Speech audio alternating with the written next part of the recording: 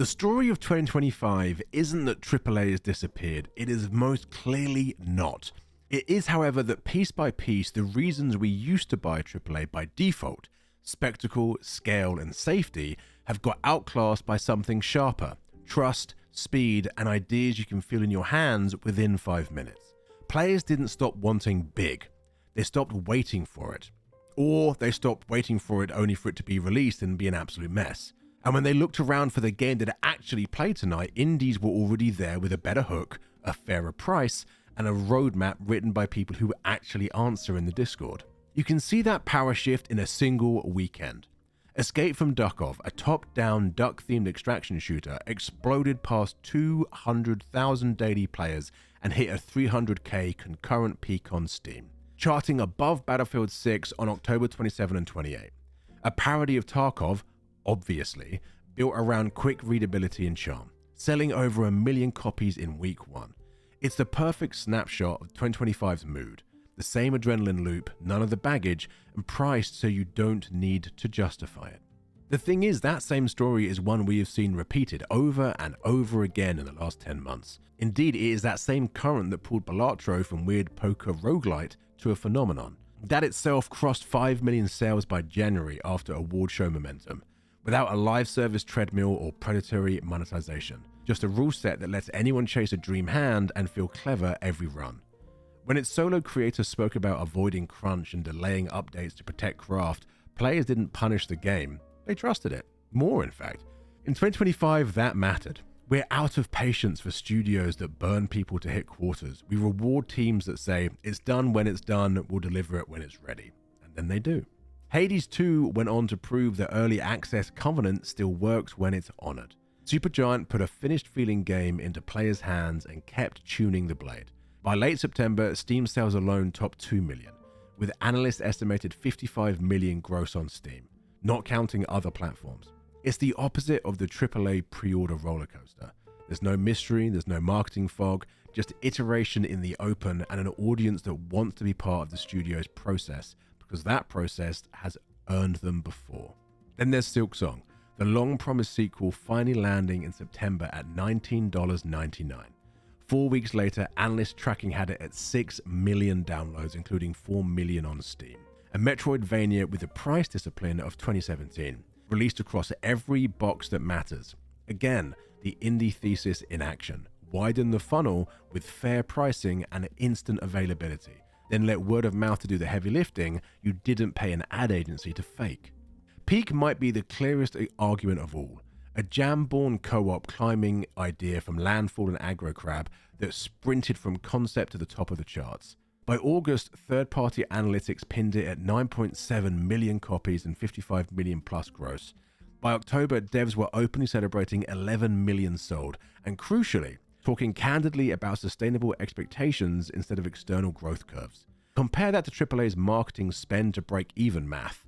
Peak's budget is a fraction of a big studio's mocap week, yet it captured friend group Friday nights worldwide because it's instantly readable and massively watchable. Schedule 1 feels like the year's guilty conscience, a scrappy, dark comic crime sim that quietly launched in March, streamed like wildfire, and reportedly crossed 3 million sales in a month. It didn't ask players to swallow season passes or deluxe editions, it asked them to share clips. The result, TikTok does your marketing. Twitch does your retention, and the dev spends their time fixing the things people actually care about: systems.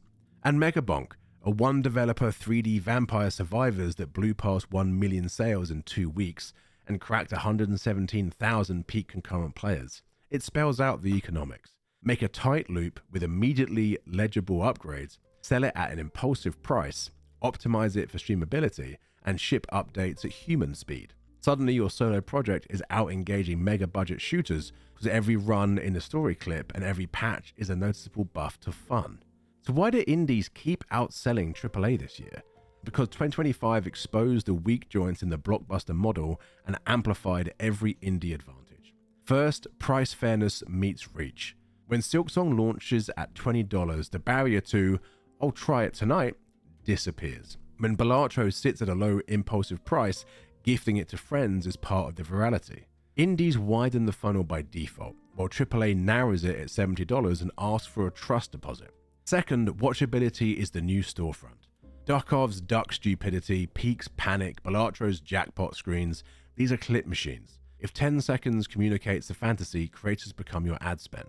Schedule 1 didn't need a Super Bowl spot. It needed a streamer yelling at a disastrous supply chain. Third, ship speed and honest iteration. Hades 2's early access cadence, Peak's sprint from jam to millions, Balatro's no crunch, delay if needed, posture. Players reward the teams that treat them like collaborators, not conversion metrics. The update notes read like a conversation, not a legal document.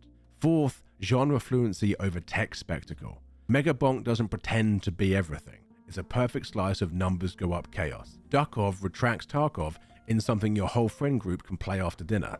The takeaway isn't small wins because it's small wins because it's focused. Fifth, trust beats trailers.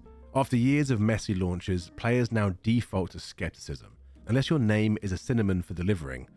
Supergiant built that. Team Cherry built that. Landfall built it twice. When trust is the moat, indie labels with clean hands punch miles above their budget. There is also a sixth quieter factor.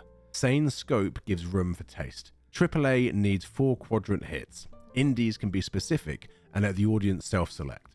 Balatro is for people who like the tension between luck and mastery. Pick is for people who like to shout at their friends. Schedule 1 is for systems goblins. Megabonk is for one more run at 2 AM. Specificity isn't a risk when your break-even is reachable. It's a magnet. But to really understand one of the reasons that indie games have done so well this year over AAA, I think we also need to analyze what AAA have got so wrong this year and the years previously. Let's start with the fact that this year opened on a massive gut punch. Over 9,000 layoffs across Microsoft's gaming division. Entire studios erased, Arcane Austin, multiple Bethesda support teams gone overnight. Some of them had just shipped critically acclaimed titles. It's kind of move that made you stop and ask, what even is the point anymore? What are these studios actually trying to do? The studio behind Hi-Fi Rush, one of the most celebrated surprise hits in recent memory, can be killed for efficiency. Clearly, creativity is not what AAA protects, nor what it strives for. It's what it consumes when the numbers don't line up. And that is what shattered one of gaming's longest-standing myths, that being AAA meant safety, stability, and success. Now it clearly just means scale, and the larger you were, the easier it was for pieces of you to be cut away. Even the services that were once gaming's great equalizer began to crack. Game Pass, once the best deal in gaming, hiked its price again in mid-2025.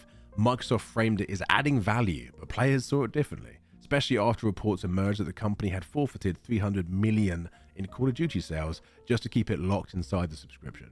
And over on PlayStation, Plus Premium quietly lost dozens of classics, cutting libraries while charging more. It's the kind of slow creeping greed that reminded people why they'd left cable TV behind in the first place. The dream of all your games one low price is dead. The subscription model that once felt like freedom increasingly feels like a method of control. And then there's the $70 wall, the silent killer of goodwill. While indie games thrive at $15, $25, sometimes even $30, big publishers cling to that $69.99 tag like a corporate security blanket. And we have the big studios to blame. This falls squarely on the shoulders of people like Nintendo, who were, as quickly as they could, jumped on that new price bracket. And then, like a predictable wave crashing down on us, everyone else followed. Because that price doesn't just say premium. It says we think we deserve your trust in advance. Increasingly from studios that are not willing to give us anything to trust on.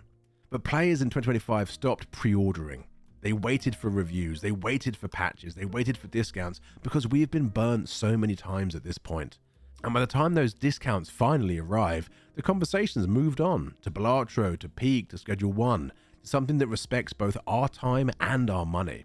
AAA didn't lose the price war because it was too expensive.